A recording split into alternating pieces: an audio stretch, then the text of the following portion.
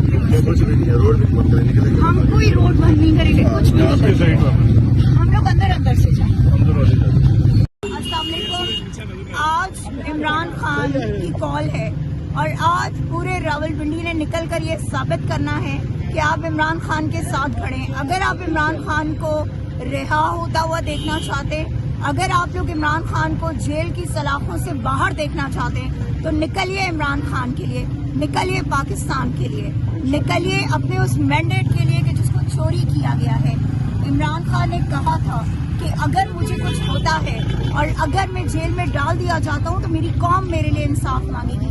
आज वो दिन है, हमने इमरान खान को इंसाफ दिलवाना है।